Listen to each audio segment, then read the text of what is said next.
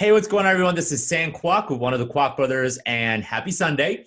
Welcome to the first episode of our Sunday special video series. Now, unlike some of the other video series we've done about entrepreneurship, real estate investing, personal finance, paying off your mortgage, this video series is something that's more personal.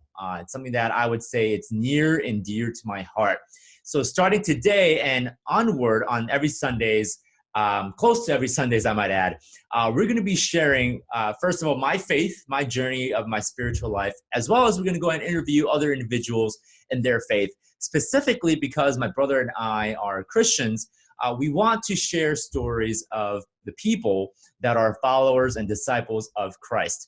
Now, we do this because obviously I believe that all the blessings that my brother and I have been receiving have come from God. And all the real estate deals we've done, all the revenue that we created, all the businesses that have been open to us, I honestly, looking back, I don't think I can ever attribute and credit all that to my own abilities.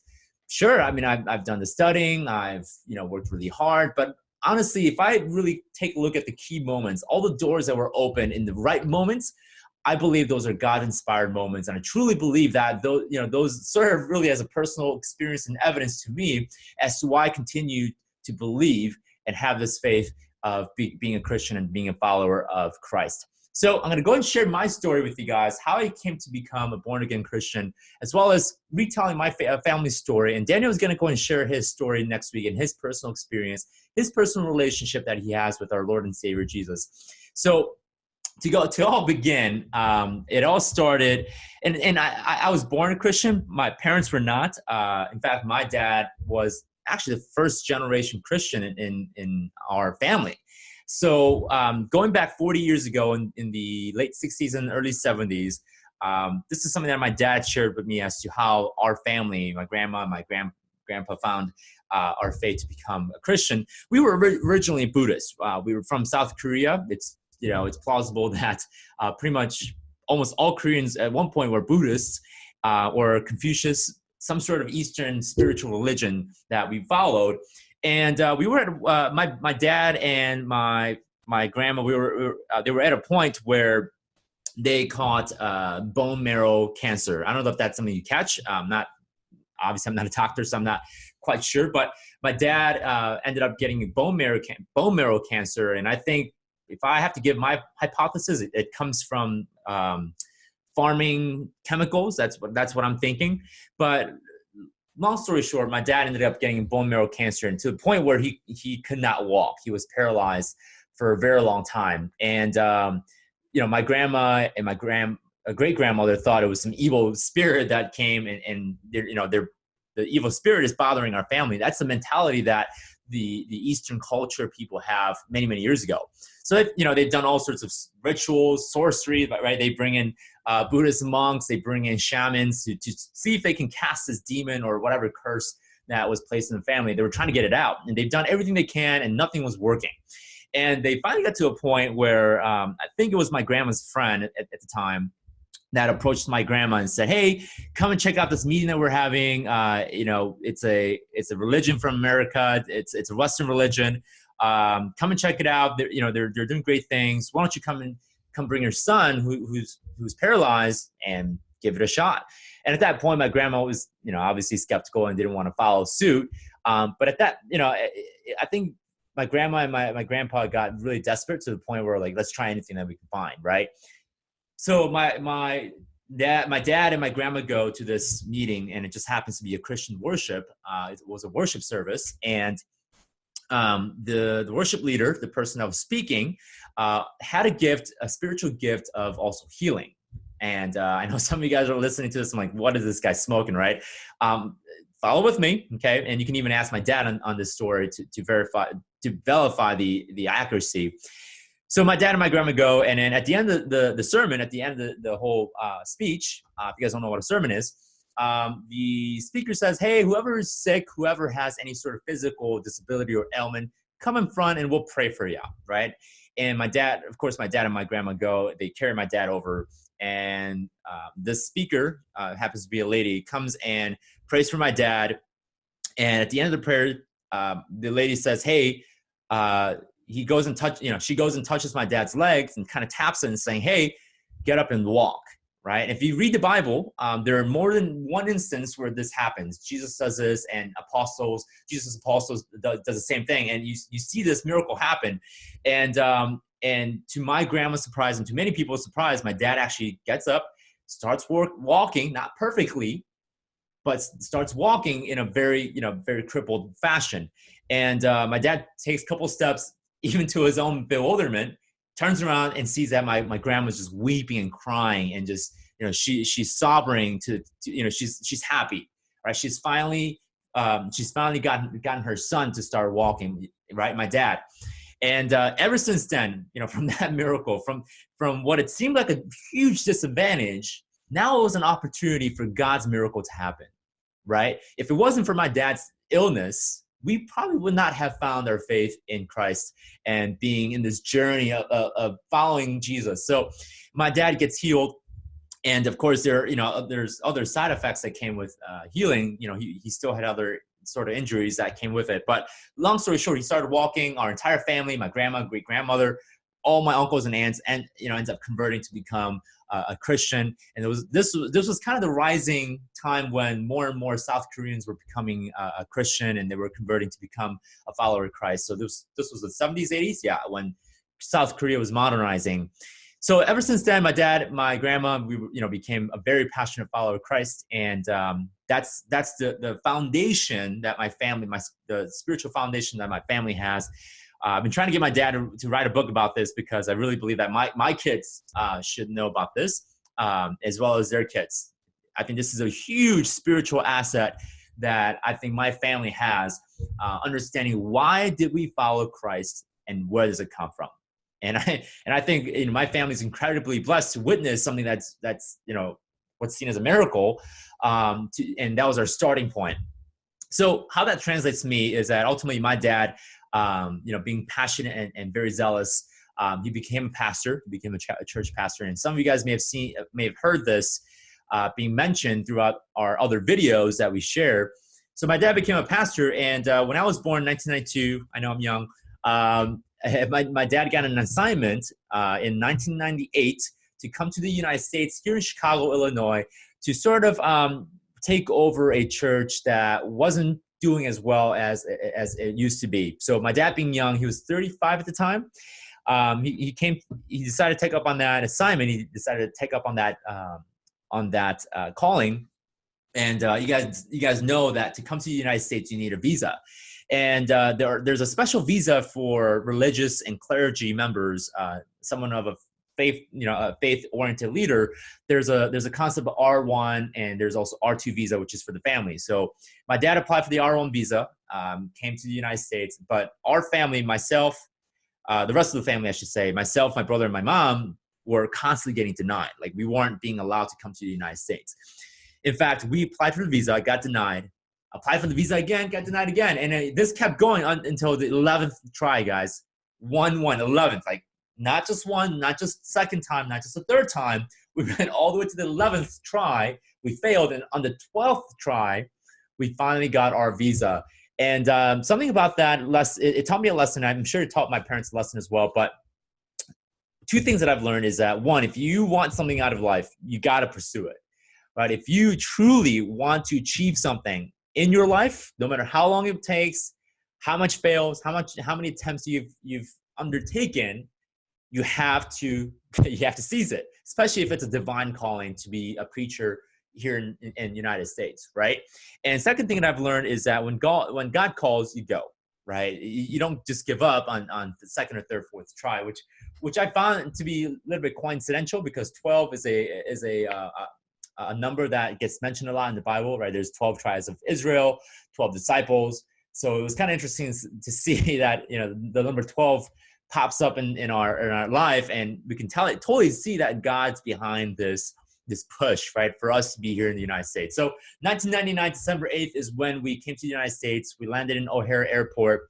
I was honestly lost, scared, afraid. I don't know what was going on. I'm sure Daniel can probably say the same thing.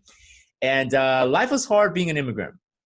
I'll tell you that. There were moments that I'm sure my parents were thinking, man, why are we doing this, right? Why are we suffering? And in the Bible, it talks about suffering for Christ, to pick up our cross and to walk our journey every day. And something that's a misconception about being a Christian is that just because you're a Christian, just because you decide to follow the God of all the universe, it's not always cupcakes and ding dongs and rainbows and unicorns. And I say that in a very funny way, but it's not always a happy time. But I do know God presents challenging times as a way for us to get stronger.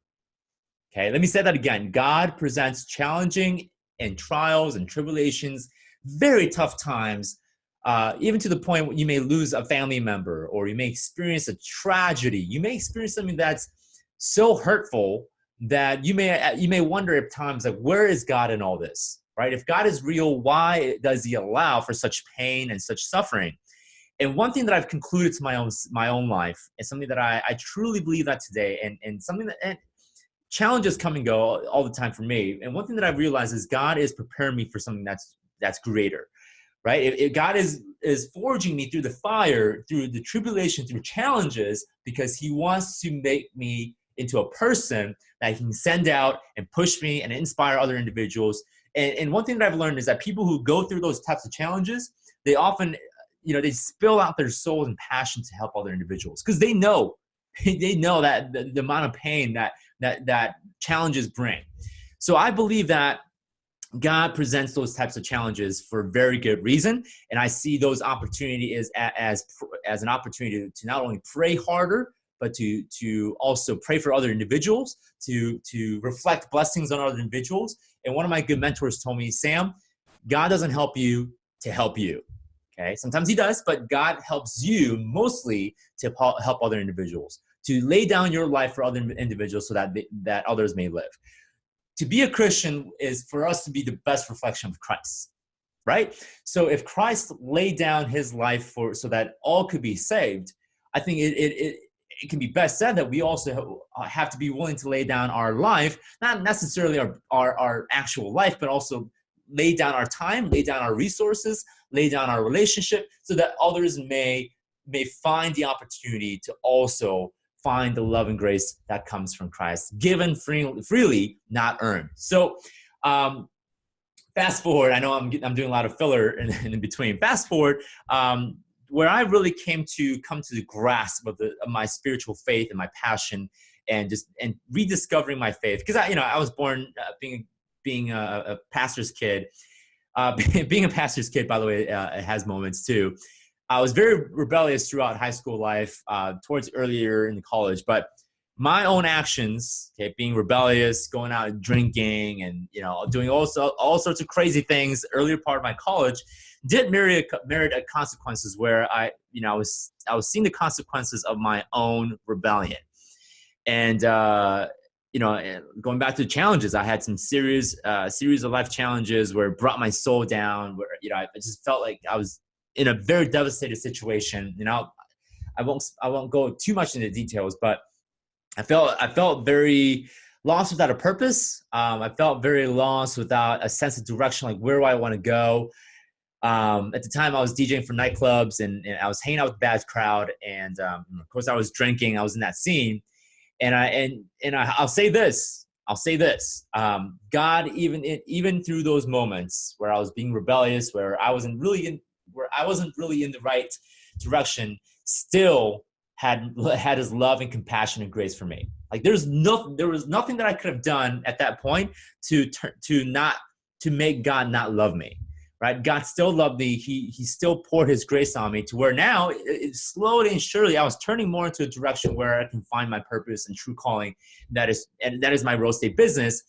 But also using that real estate business to also bless others and open conversations where we can have a dialogue just like me and you right now.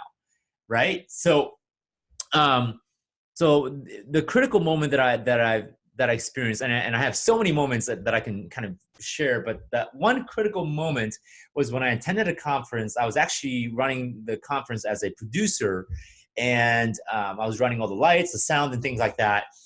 And I remember one of the speaker was the CEO and the owner of 21 Forever 21, the clothing company. You guys may know what that company is, Forever 21. And he's also Korean, faithful believer of Jesus Christ. And I got to have a small dialogue with him that changed my life forever. And I noted, and it was more of an unspoken dialogue because he didn't necessarily have to say the words. I knew through his actions that I was A, going in the wrong direction, and B, I need to recommit my life to Jesus. And it was very inspirational because I was in the business at the moment. He's in the business. He owns a mega clothing company, and something about that started to rubbed on me, right? And I would say my recommitment to Christ was nothing that I've done. It was really God reaching his hand and pulling me out of the situation that really would have led me to an utter destruction of my life. I could have continued drinking. I could have continued on, dating the wrong people, ultimately marrying the wrong person. Thank God I have the most amazing wife that I've married to. Very happy with her. She's amazing. But there were moments like that really added on where God was reaching for me, right? And I'm not going to compare with other religion. I'm not going to say other religions are terrible, but I would say that I've yet to find, through my studies and research, I've yet to find a religion or other faith where the God of that religion reaches out to the people. It's always about the people, right? People reaching out to the God and trying to please and trying to earn favor, right? Whereas being a follower of Christ, there's, again, nothing that I could have done that would have turned God away. And there's nothing that I would have done. There's nothing that I would have committed, okay, as far as my actions, that would have stopped God from loving me. And he kept reaching out to me, and he kept calling out for me. And ultimately, his grace and his love just surrounded me and just really put me in a position where, like, this is it. Like, I got to surrender my life to Christ. And ever since then, blessings just poured on me, and I'm glad that I get to be a blessing, and I want to continue to become a blessing on other people. So that's my faith journey, guys. Through my college years where I was very rebellious and I had to recommit. And another moment I'll share, and I'll wrap this up, is my parents ended up moving back to Korea to be re-signed to another church. And I got to tell you, that was a little scary because my parents were the primary financial provider at the time. And when they left, it was just me and Daniel, my brother. And I would have to say that's probably the best thing that happened to me. Not because I dislike my parents, but it was through those moments where I had a lot of challenges financially. I had a business at the time, like I told you guys. I had a little DJ business on the side. And going through that financial challenge, going through the hard times, definitely had me turn to Christ and pray and reach out and respond. Okay, and he was already reaching out to me. I just needed to respond. I just needed to say yes. I needed to say, "Hey, here I am." Okay, yes, I hear you calling. What can I do? Okay, and that was all it took for me to just transform my life. And a lot of people. And this is a conversation I really want to have with people that they misunderstand where Christianity comes from. Is, again, at that moment I knew I was transformed. I already hit the salvation, right? There was no sacrifice, or there's no rituals, there's no praying however many times a day that would have led me to that point. It was just God saying, "Hey, you're saved. My grace is freely given. Just freely accepted it." And when you accept God's grace that's freely given, you can't earn it. There's no rules and laws that you have to follow to receive it. But once you open your heart and receive it, transformation begins. And it's kind of like a marriage relationship, right? You fall in love with that person, and you follow those rules that come with a marriage because you love that person. You didn't love that person because you followed rules. Right. Like before you got married, like you didn't cheat on anybody, but it's not the rules and laws and all the regulations that leads to love. You guys see what I'm saying? Like, love gives us reason to follow and not to hurt that relationship, right? Because if you have a spouse, you don't want to cheat on that person, right? But you don't want to cheat on that person because you love that person, right? You don't you don't cheat on that person to create love, right? It supports love, but you don't cheat on that person because you love that person. So that's my relationship with Christ. I follow the rules, quote unquote, because I love Christ, not the other way around. Okay, and I think that's the misconception that a lot of people get when it comes to the Christian theology and what we truly believe. When you get to the earth and the meat of things, that's what I truly believe, and that's what I can profess. So, guys, that's my story. That's my family's upbringing as far as our faith, our journey. I know it's not real estate investing. I know it's not. We're not talking about paying off your debt or building passive income or building your business, but spiritual bedrock is super important because that is where your life begins. Like that is where you build your business, your life, your purpose. Your spiritual foundation has to be there before any other success can come in place. Okay. And I'll tell you guys right now, again, I think I mentioned it earlier in the video, all the success that I have, all the blessings that I have, all the achievements that I have is because my spiritual and faith journey. And, I'm just a steward. Okay. I'm just a manager of those wealth and the success that God has given me. And God is entrusting me to use the wealth and the blessings that he's given me to help other individuals, to be a blessing of others, to be generous, to give unto others freely. So guys, that's pretty much it. I'm going to wrap it up. Thank you so much for listening. If you guys are still around, if you guys are still sticking around, I pray a blessing over you. I hope that if you haven't found your spiritual journey with Christ, with being a Christian, I would implore that you start asking questions. I don't expect you guys to say, "Oh, I'm a Christian now." If that's the case, great, awesome, welcome, brother and sister. But if you're not quite there, you're still asking questions, or maybe you had a bad experience. Someone who claimed to be a Christian hurt you. I pray that you start to ask questions and look to God and not people. And I think that's one of the big things to be said about, because people will disappoint. God never will. God never disappoints. People will. So I'm going to wrap this up by saying, bless you guys. I hope you guys have a phenomenal rest of the week. And I hope all the success and blessings upon you guys. Again, I'd love to start a conversation with you. If you want to send me a private email message, I'm going to go ahead and include my email down below. If you want to go ahead and have a conversation with me, we'd love to chat with you. Guys, thank you so much. Next week, we'll have another individual, more than likely to be Daniel. Following week, we'll have an interview with another faithful believer, and hope to continue this conversation with you guys. All right, take care, guys. I'll see you guys in another video. Take care.